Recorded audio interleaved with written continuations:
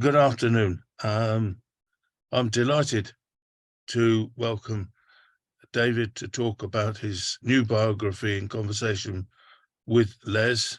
I was just saying to David, when we had our second AGM, Gordon Bowker told us how, when he was trying to find a publisher for his 2003 biography, publishers told him it's a waste of time. There's nothing new to be found out. Bernard Crick wrote the definitive biography. Well, if there was ever any evidence that that was baloney, David's new book is the absolute proof of that. So, David, over to you. Very much. It's great to be here. It's extraordinary to think it's 2 years now since we had our chat about annotating Orwell. So time seems to have flown there, but it's great to be back talking to the Orwell Society. Yeah, in fact, we can mention there that you've just completed the editions of annotated Orwell for Constable, I think, with finally A Clergyman's Daughter and Burmese Days. Well, it's very good of you to mention that, actually, Les, because the fact that the biography is out next week. But you're right. I've been annotating away. In fact, most of the work was done during the first lockdown, and the final 2 novels are coming out, and they tend to get rather eclipsed by the new life. But a great deal of the research that went into the annotated editions, obviously, of course, has been useful to the life itself. So a lot of the footnotes, for example, to A Clergyman's Daughter, are very, very pertinent to Orwell's life in Southwold in the early 30s. So I'm quite keen that they get the spotlight shone on them as well as the biography itself. Yeah, I mean, that's Orwell the Life, which won the Whitbread Prize in 2003. And there's the thickness of the new life, which can give people an idea. You've completely rewritten the text, I understand, apart from the short inserts of where you consider Gissing. Well, to be scrupulously accurate, yes, it's not a revised edition. It's a completely rewritten book. I sat down and started again from scratch. Obviously, I got out all my old interview notes from 2000 or whenever I originally started work on the first book. But it's completely redone. The only thing that survives more or less unscathed from the original book is, you're right, you mentioned the series of mini essays that kind of interleave the book on various aspects of Orwell's personality, features, and so forth. And I think a couple of those survive more or less unscathed, but everything else, there's a whole load of new ones, and I've rewritten. There's a little mini chapter, for example, about Orwell's rat fixation, Orwell's attitude towards the Jews. So, but I think only a couple of them have actually sort of survived in their original fortune. So I think it's true to say that it's a completely new book. Yeah, I mean, I agree with you, and although there have been other books since Orwell the Life came out, it sometimes seems to me that sometimes some of those other critics have missed the point. That somebody made a joke that when Orwell described himself as Eric Blair Grocer on his wedding certificate, they hadn't noticed that that's a reference to Biffin's book, Mr. Bailey Grocer in Gissing. Yes, of course. New Grub Street by Gissing. It's Orwell is constantly getting bits of fiction and his reading into his real life. I think that's right. Yeah, but I'm going to give you a quote from Orwell, and let's see if we can fly with this. Everyone who thinks at all has noticed that our language is practically useless for describing anything that goes on inside the brain. This is so generally recognized that writers of high skill, for instance, Trollope and Mark Twain, will start their autobiographies by saying that they do not intend to describe their inner life because it is of its nature indescribable. That's from his essay, New Words. It seems to me to sum up some of the problems you must have encountered. Firstly, no one knows when he wrote the essay, New Words. Now, in the new life, you have to deal with similar problems. For instance, when did Orwell first go to Jura? Or did Eileen manage to make a visit before she died? Can you tell us something about what were the unknowns you encountered and how you've dealt with them? The unknowns, well, you've put your finger on one of them instantly there, Les, which is that even now, and I'm hoping that people will think that the new life, sheds life into previous, hitherto obscure and unprobed crannies of Orwell's life. But the great difficulty about a lot of the early life, the pre-1939 life, is there are still vast stretches of space where we just don't know what he was doing, where he was, who he was associating with, just kind of basic things like how he was earning a living. And one of the fascinations, and indeed part of the new material that's come to light, is just finding out about people whom previously weren't known to be associates of his. And just to give you one example of that, which I found completely fascinating, there's a photograph, it's quite a well-known photograph now, that's in the first book, in which you can see Orwell plus a dog, Orwell and Eleanor sitting on the other side. Eleanor, in fact, you're just going to hold it up. People can see this. Yeah. This came out of the photograph album of the Collins family. There we are. Yeah. So you can see that there are three people in that photograph and an animal.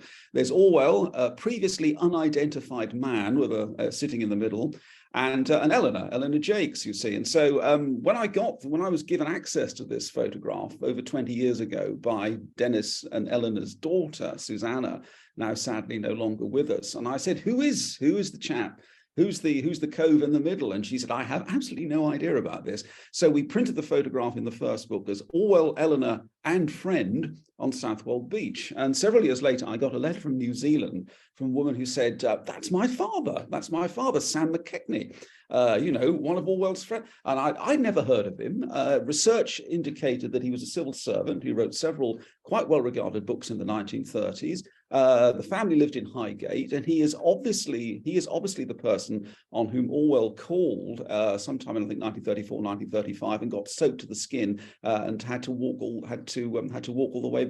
He was stranded without transport and had to stay the night, and went off with McKechnie's overcoat. So it's an incident which we so there was only a putative host who greeted him there. We know that there was this chap Sam McKechnie, who was then, of course, his name is then borrowed for the proprietor of the bookshop in Keep the Aspidistra Flying. So a whole little chain of consequence opened up from that discovery. A friend of Orwell's, an incident we're now able to pinpoint, and a little joke in a novel, simply because of a woman in New Zealand reading this book 5 years after it was published and then taking the trouble to get in touch with me. So that's the kind of thing that, was able to be dislodged sometimes from past time. Yeah, I mean, I think you've got a story in the original book, which is well worth including in the second one, about Orwell and the other man's girlfriend on Southwold Common. Oh, George Summers, yes, indeed, yeah. No, I mean, this is so extraordinary. I mean, well, possibly in a month's time, some of us will be in Didcot, which is where I believe that you discovered this story. Do you want to tell us about George?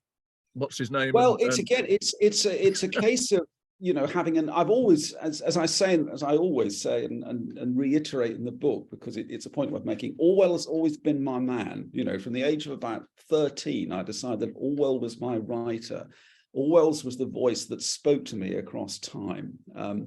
And so even from a very early stage, I used to collect bits of Orwell information that I thought might come in useful, at some remote point in time, and I might just write this book. And I remember when I was in my early 20s and I was sharing a flat, living in a flat in Pimlico, and my landlord suddenly produced a couple of people who then have been in late middle age, and said, "Oh, these are my friends. This is my friend Adrian Fiat." And a little light went on in my head, and I thought, "Hang on, that's Mabel." And so I went out to dinner with Adrian and his wife, and spent a lot of money that I couldn't really afford, paying my fourth share of this dinner, simply so that I could talk to him. I mean, he didn't have very much that was terribly interesting to say, but he'd said things like, Orwell came to my wedding and always kept in touch and things like that. But the story of George Summers is that while I was at college, I had a friend at college whose father, she was the daughter of her second marriage. So her father was then in his early 70s, and he's a very idiosyncratic and characterful man, Mr. Summers. And he used to sort of mutter away about having known Orwell without ever sort of saying anything about it. And I could never extract at the time anything from him as to what had occurred between them, only that he'd come across in Southwold in the 1930s and really hadn't got on with him at all. And so sort of 15 years later, when I was starting work on the original Orwell book, and he was then in his early 90s, and I went over there. They lived in Blueberry, which is a picturesque little village 3 miles away from Didcot. And I went over there with a tape recorder, and metaphorically, I beat it out of him.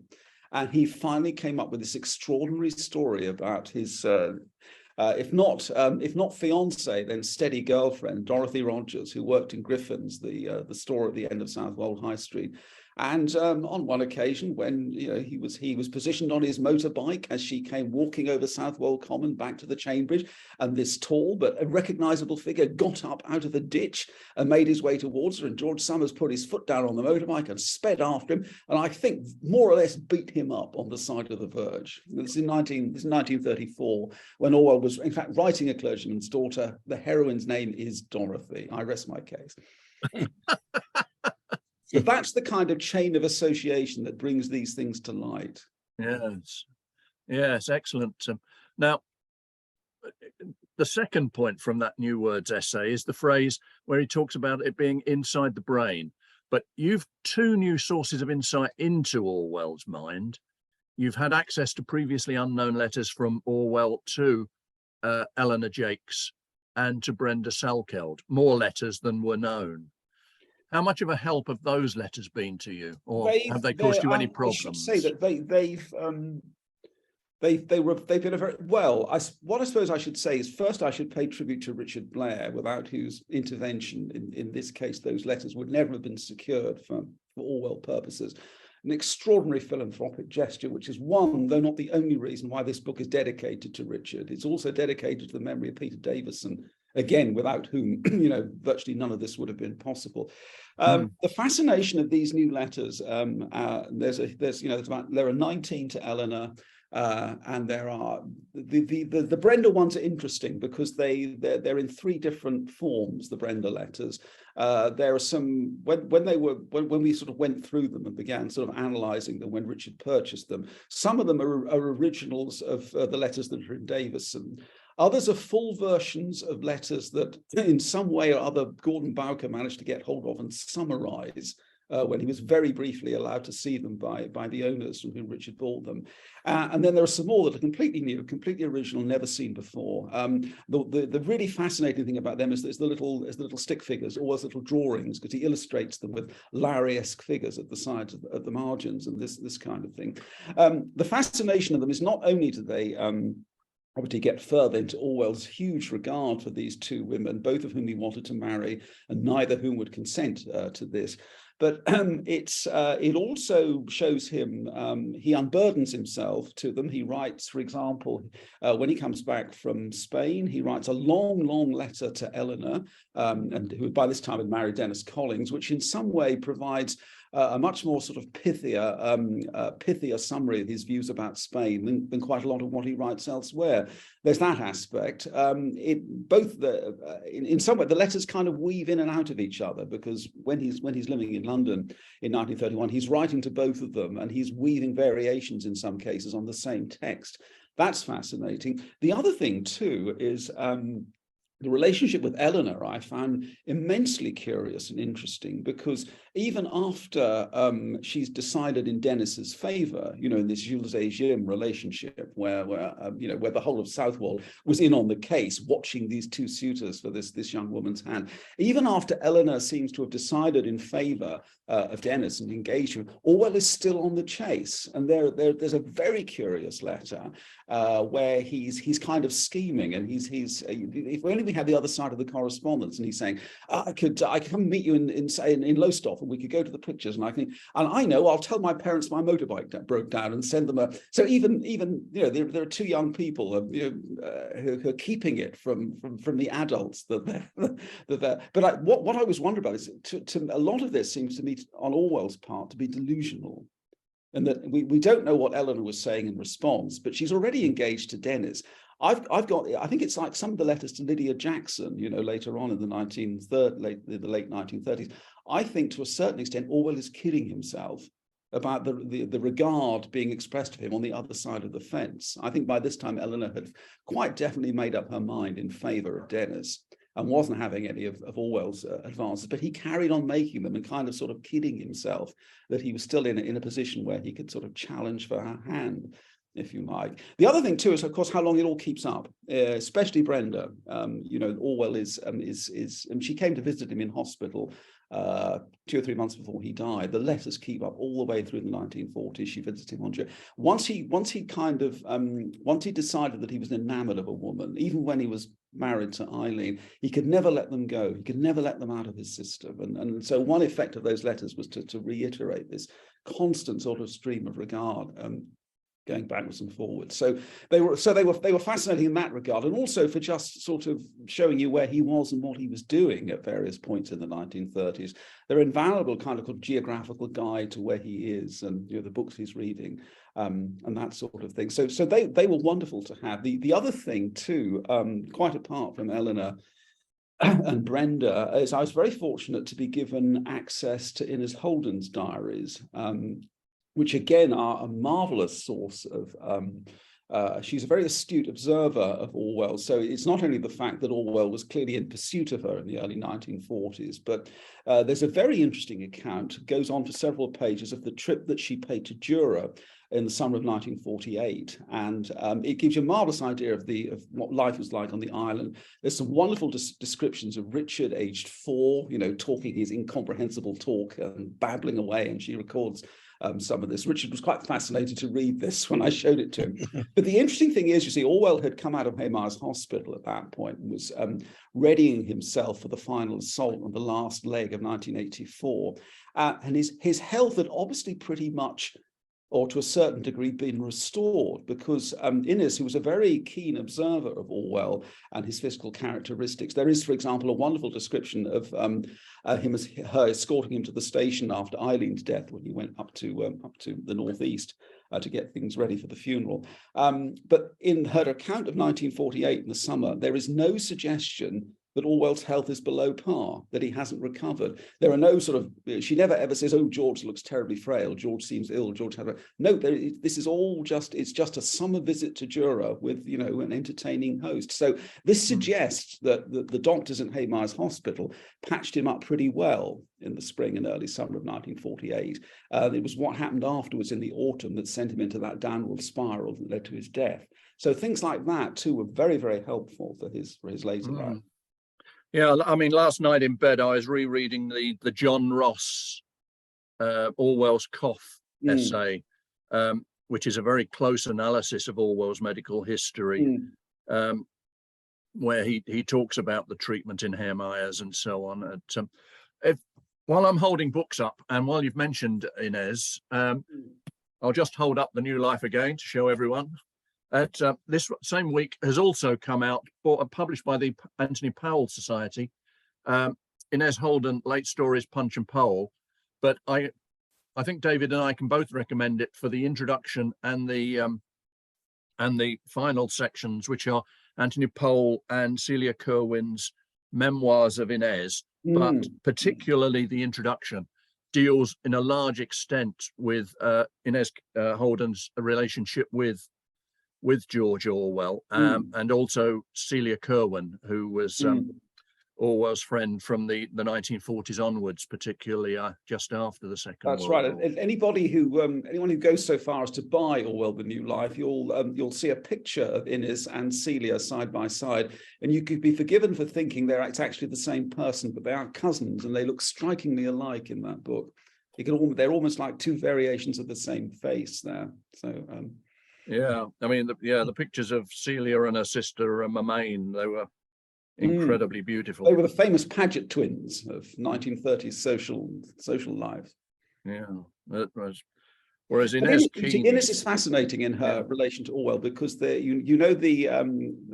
short story with 5 authors that he commissioned for in Voice when he was working at the BBC in 1943. Well, if you read Inez's contribution very carefully, it's actually a joke about Orwell. And it's full of little references to him and St. Cyprian's and having been in France in hospital there. And I've got a feeling that Orwell wasn't very happy about this. One of the mini essays in All the New Life is called Orwell in Fiction, where I discuss some of his appearances in novels by people who knew him.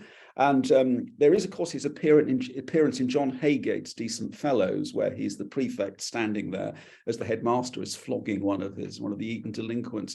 And Anthony Powell says somewhere that Orwell was not happy about this and thought he was being mocked, and complained to Powell that Haygate had traduced him by putting him in the book. So I have an idea that Orwell wouldn't have been very pleased by his appearance in the Innes contribution to this story. Right. Okay, but we're shot ahead a bit. Oh dear, sorry. Yeah, but it's our enthusiasm, you see. It is. I mean, this is the thing. Yes, yes, we're in a metaverse. But we've talked there about internal sources, being able to see Orwell's mind through his letters.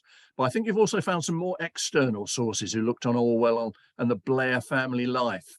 Well, I think this is all part of the wider question that you have asked that I haven't really properly answered yet, is why do this 20 years later? Why write another book when you've already done one and there are another 4 or 5 on the shelf anyway?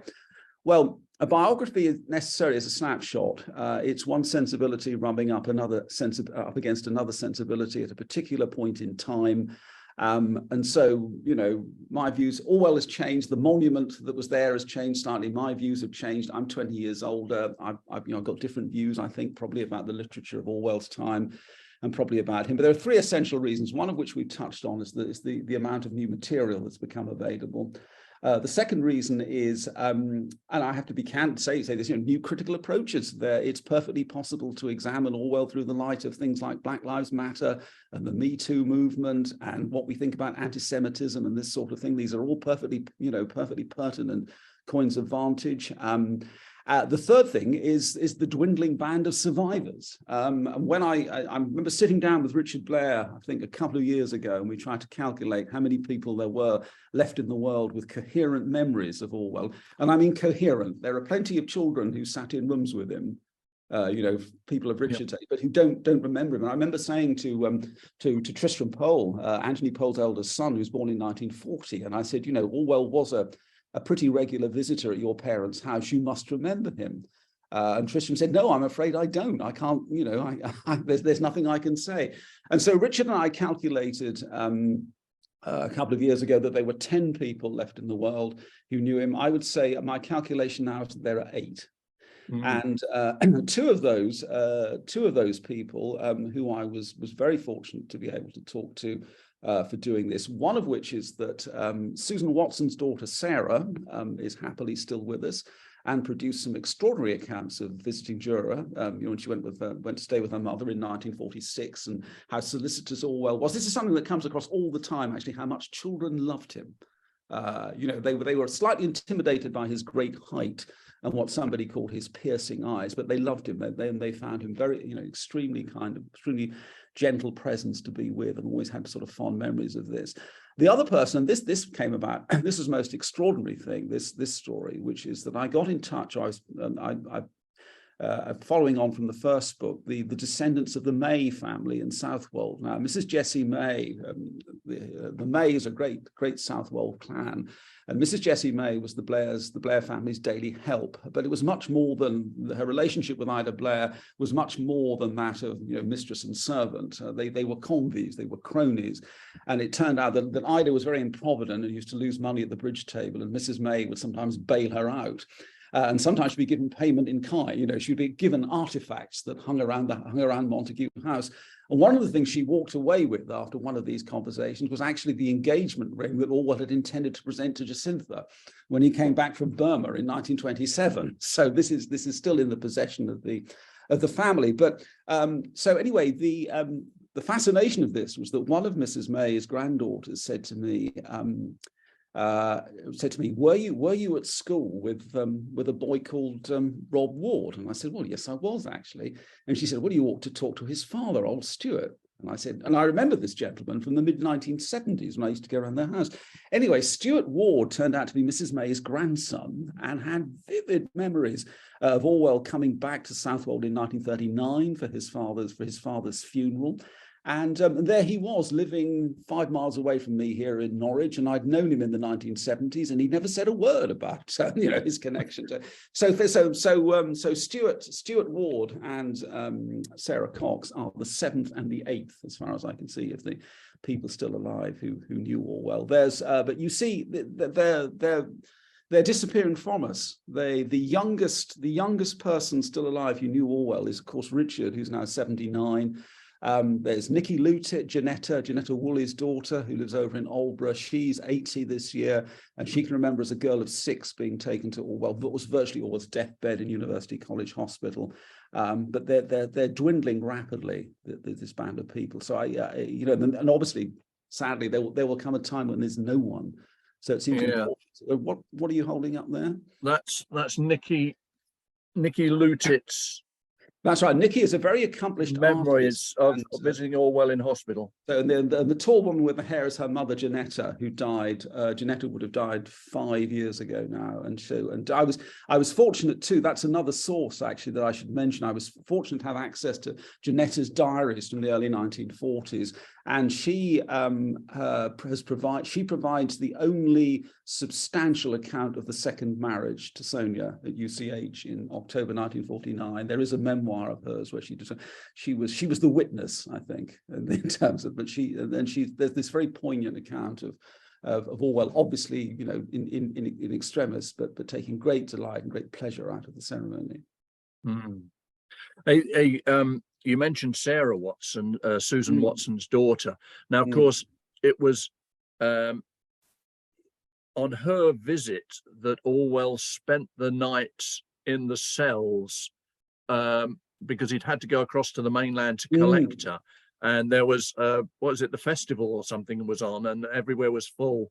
And the police let the visitors sleep on the floor. He hadn't been arrested. He was never very good at this, was he? His planning visits to the Scottish mainland, because the same thing, that's the thing I think that began seriously undermined his health again in the autumn of 1949, when he went for a checkup at Haymar's and hadn't booked in advance, and every hotel was full up, and he had to tramp around the streets carrying his bag. And he writes in his diary, at the time, he began to feel unwell while he was there. And as soon as he got back to Jura, this is in the early autumn of 1948, he immediately starts to feel worse. And in fact, I think you could say that the whole downhill sort of path leads from there. Actually, I think that's what really undermines it. And then a month later, he's writing to people like Julian Simons and Anthony Pohl that he can't so much as bend down to pick up a weed in the garden, which is a terrible phrase. So that's where I think the real degeneration sets in. But do you sometimes feel that Orwell spent too long on having a normal life of running his garden and collecting the visitors on Jura, and rather wish that he'd sent them away and spent more time writing? Would he have been able to write 1984 any quicker? No, or did it have to? I don't think he did. You see, mature. One of the great conundra, I suppose, of Orwell's last half decade, well, possibly even longer than that, on the planet, is why did 1984 take him so long? Historically, Orwell is a quick worker. He tends to write his novels in about 9 months, even quite long ones, and sometimes even when he's doing other things. Obviously, Animal Farm is a novella, which he had kind of fully formed, so to speak, in his consciousness when he wrote it, but that only took sort of 3 or 4 months. Yet he got the idea for 1984 at the Tehran conference in late 1943, and yet it's nearly 6 years from conception to execution.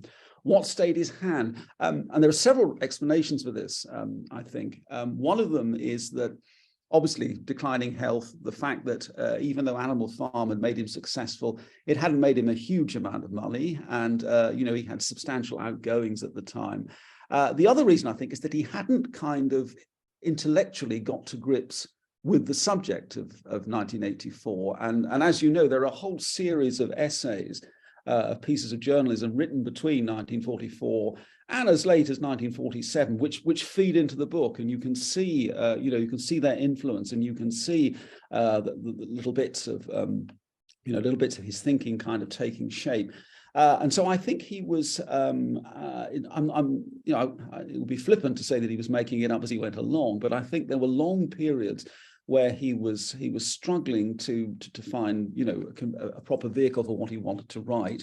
And this combined with the fact that he was recovering. I mean, people commented at the end of 1945 how terrible he looked and what a drain the war had been on his resources. And certainly that first summer on Jura in 1946 is about the only time in his life, I think, where he writes to friends saying, frankly, I am idling.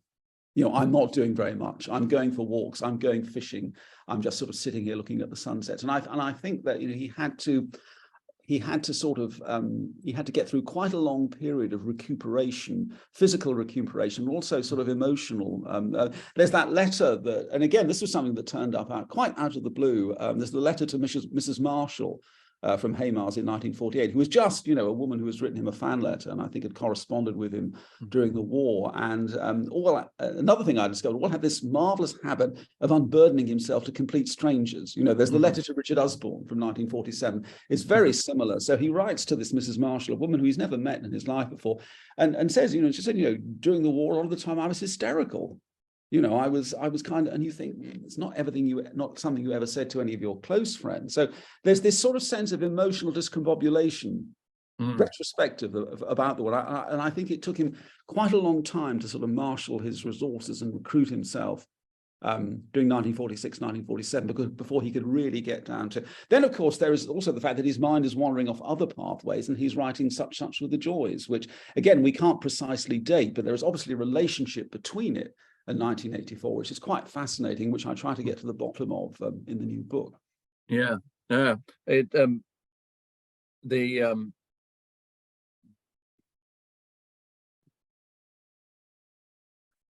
original thought just came to me and it's now escaped. I'll go back to our schedule.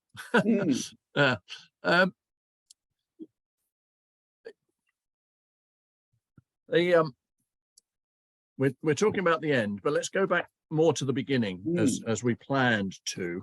This always happens in these things, Les. You just go off on tangents and produce brilliant aperçus, and of course I respond to them. There's nothing we can really do. There's going to be diversion. I don't think anybody's going to complain. I'm sure the audience is going to be sympathetic. At least I hope they are.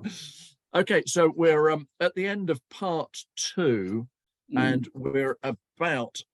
Here we go, and it's the last paragraph of this chapter called "Marking Time." In which you look at Orwell's position relative to other writers of the time. How are the other young writers of his generation faring here at the beginning of 1934? Evelyn Waugh at 30 was making several £1,000s a year out of journalism and had just completed one of his greatest novels, A Handful of Dust. Anthony Powell, then aged 28, was working for the publishing firm of Duckworth, had written 3 books in as many years and was about to marry Lady Violet Pakenham, the daughter of the late Earl of Longford. Graham Greene, aged 29, had sold 10,000 copies of the Book Society Choice Stamboul Train. Cyril Connolly, a year older, was the mainstay of the New Statesman and Nation review pages.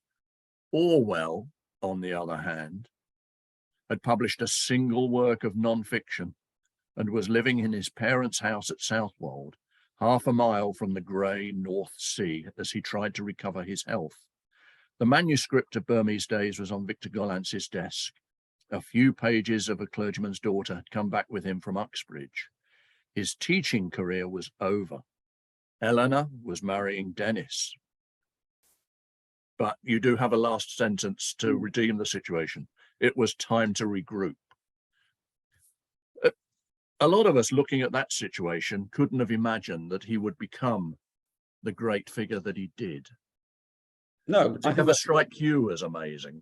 That's a very good point. The point I'd make about Orwell's early career until probably the mid-1930s is how off the pace he was and how disconnected he was from the mainstreams of English literary society, and how unlike your averagely pushy, ambitious young literary man of the time was.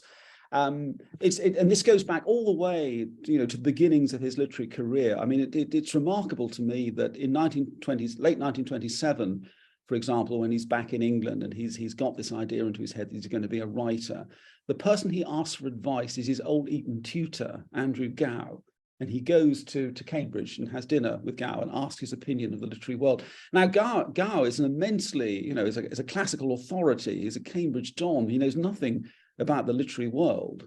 He knows less about the literary world than, say, Cyril Connolly, who's beginning to make a career as a New Statesman critic at that point. And this is the same all the way through Orwell's career. When he's in France, for example, when he's in Paris in 1928-29, and is actually living a few streets away from Connolly without knowing it, Connolly at this point is being introduced to James Joyce. Connolly is hanging out at Sylvia Beecher's bookshop. Connolly is meeting, the literary Paris. Orwell isn't. Orwell is completely without association, completely without connection, and this goes on through the early 19th. I mean, he's getting things published in small magazines, and he's he has friends, he has relatively influential sponsors, but it's not until the mid 1930s that he really starts to do anything. And part of this, I think, is down to his sheer diffidence. It's Orwell being Orwell.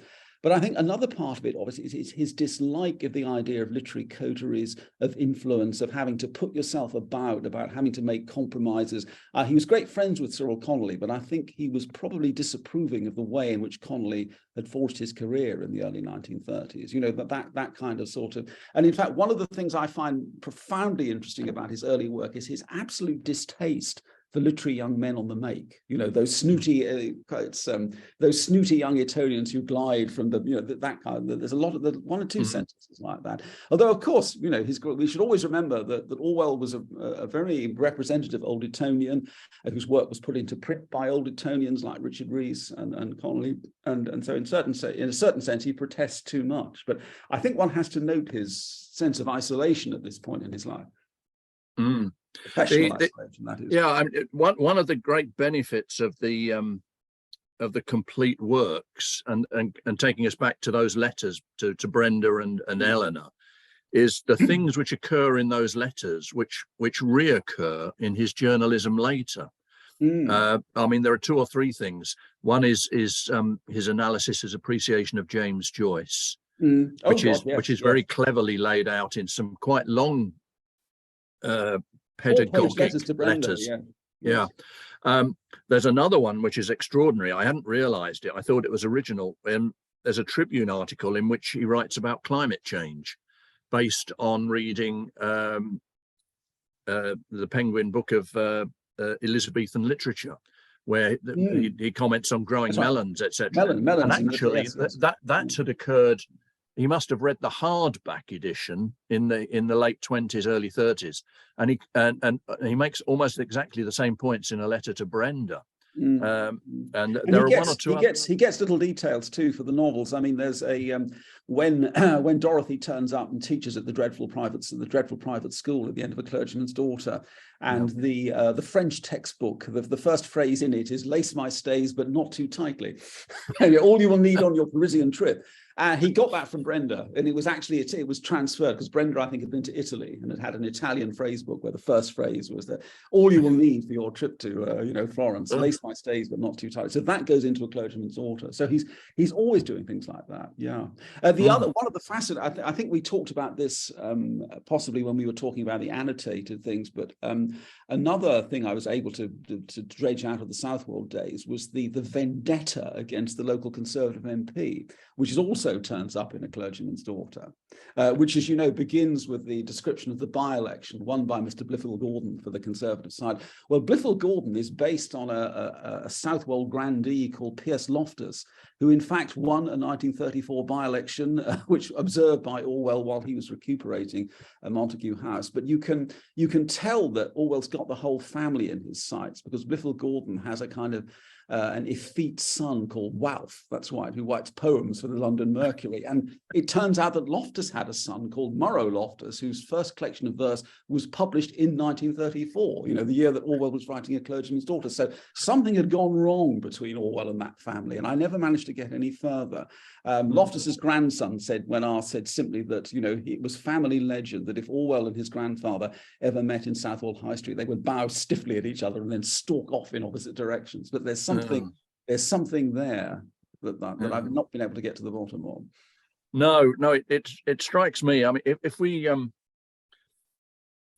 in 5 minutes or so, Quentin is going to want to open the questions to the audience, and I'm sure there'll be a lot. But if I can just ask a last one about and coming up over the summer, Masha Karp's book Orwell and Russia is going to be published, which I'm sure is going to have quite a lot of political analysis in it. Now, one of the extraordinary things about 1984 is that Orwell includes in it 2 enormous extracts from a book called The Theory and Practice of Oligarchical Collectivism. Now, the concept of oligarchical collectivism comes from a Swiss sociologist named Michels. And Orwell only mentions Michels once in a list of names, along with Pareto and various others. He never discusses him at all. And yet suddenly there's his work turned into, I don't know, 2%, 5% of the one of the greatest novels of the 20th century. It's one of those examples of where the hidden sources of Orwell's power are. We don't know. He never, although he wrote these essays about some of the other aspects. It's like the scientist John Baker, who was always interested in the mid-1940s and Soviet, you know, some of the atrocities of Soviet agricultural planning and Lysenko and people like that. And there are tiny little references. There's a tiny reference in 1984 to Bakerism, which nobody, you know, it's in the notes, but it's not in the book. Yeah. And we know that Orwell had met Baker, and no, this is what I mean about. I suppose this is a reflection of what I was saying earlier about the huge the sunken icebergs that lie behind 1984. Only some of which occasionally obtrude across the surface of the sea, and it just demonstrates the extraordinary kind of the long-term intellectual labor that Orwell was engaged upon when he wrote it, and so that. Although I still believe, I don't know what you think about this. I don't know what the other part of what the rest of the audience think about this, but there's still, to me, a sense in which 1984 is unfinished. There's something about the book that suggests to me that it would have been slightly different had he had longer, had he not been in the state that he was when he wrote it. There's a faintly provisional aspect to some of it. I find it. I don't find it truly complete, in a certain sense. Well, that's a difficult one, because I've never thought about that. What I have thought about is the other things he'd already been exploring, which he could have taken off in completely different directions, exemplified by essays such as Pleasure Spots and his review of the Riley Plan, which would become very different to 1984, but could take off. This is an interesting point. And I sometimes get asked. I mean, all people working in the Orwell field get asked this. You know, what would he have done? What would have come next? So he's written Animal Farm, huge success. In 1984, these 2 visions of a dystopian, the horrors of a dystopian future. My own view, based on the fragments that remain of A Smoking Room Story, the novella or the short novel that he began on shortly before his death, is that he would actually have reverted to type, because as many of you doubtless know, what would have been A Smoking Room Story is set on the boat coming back from Burma in 1927 and doesn't look dystopian in the least. I have a feeling that he was intending to revert to the almost kind of Mormon-esque terrain of some of his early novels. That he would have, had he lived, he would have surprised us all based on the track record of the books he'd written in the late 1940s. That's all fascinating. I think he'd begun to go off on an entirely different path by the very end of his life. But you know, these are simple speculations, all of which ultimately profitless, I'm afraid. Well, they would, but I'm sure they're going to come up in discussion probably sooner rather than later, because within the next month, you're going to be engaged in at least one discussion on Orwell and anti-Semitism. Indeed. The German publisher Camino Press have just published a book called Orwell on Jews and Anti-Semitism, in which they've extracted, thanks to the benefit of the end of copyright in the EU, all of Orwell's writings on the Jews and anti-Semitism to give all of this. But Orwell makes the point that in the colonies, the rebel people identified more with the Arabs than the Jews, and this will in some way or another will come over to Orwell's writings. Burmese Days, a hanging, and so shooting an elephant. Orwell as a colonial author, rather than Orwell as a political commentator on the situation of the Jews in Europe and the Holocaust. Yes, I mean, it's one could go on endlessly, I think, about this and these various new coins. I mean, it's certainly the Orwell Jewishness is fascinating because his you know, I mean, it has to be said that there are some deeply, well, they would have been offensive then. You know, it's not a question of sort of, you know, seeing it through the prism of a modern sensibility. There are some deeply offensive remarks about Jewish people down and out in Paris and London. Some of them obviously is reportage. It's, you know, Boris, you know, coming off with some of his monologues. But the sentence that I find particularly striking in Down and Out in Paris and London is where Orwell has returned to England and he goes into a cafe in a working class district, and in the corner, quote, sat a Jew guiltily wolfing bacon. You know, one, how does Orwell know that he's a Jew? Two, guiltily wolfing. Wolfing is, you know, wolfing, i.e. looking like a wolf. But how can Orwell, you know, how can he, what gives him the insight that can extrapolate guilt from the man's expression? In Orwell's slight defense, versions of this kind of thing are very common in virtually all the novels of the 1930s written by any number of distinguished novelists. If you go, you only have to sort of start glancing through a J.B. Priestley novel to find people defined in terms of their, you know, in terms of their race. You know, a Jewish-looking man, the Jew who kept the shop. It was done quite unthinkingly, and it was the same kind of thing. And I'm happy to say that my father used to make jokes about Jewish people, and my father spent 5 years fighting against fascism, but it was the kind of thing that was done at the time. And you all know about the references in T.S. Eliot's poems to the Jew is underneath the lot and that kind of thing. But and again, there are those famous passages, those much quoted passage in the diaries about, you know, the thing about Jews is they make it worse by drawing attention to themselves, like the woman I saw on the tube train the other night, a real caricature Jew. And so on and so on. And then, of course, you have the famous Tusco-Fievel remonstrance after that essay, Revenge is Sour, in 1945, where Fievel, a Jewish man himself, took Orwell to one side and said, you know, here is the greatest crime, you know, the 20th century, and you've referred to it in a single paragraph. And Orwell, I think, was cross about this, but after that, made a conscious effort to make amends. And in fact, it's very, I did an introduction to a very, very good French publisher's facsimile edition of 1984 recently, and looked at some of the bits that Orwell had cut out, some of the allusions. And one of those, there are a couple of potentially anti-Semitic references in that, which he had gone through and cut out because he knew that they were wrong and they'd been given offense.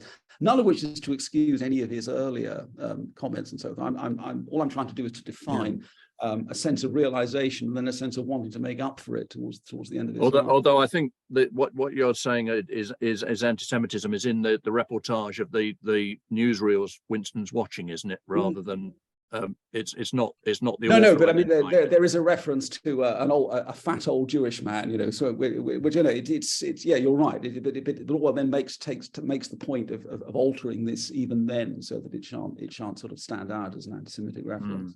Yeah, I mean, other people are praising the introduction, the first chapter of 1984, because it's one of the most significant books dealing with the struggles of refugees and in effect their misreporting, as happens in the newsreels.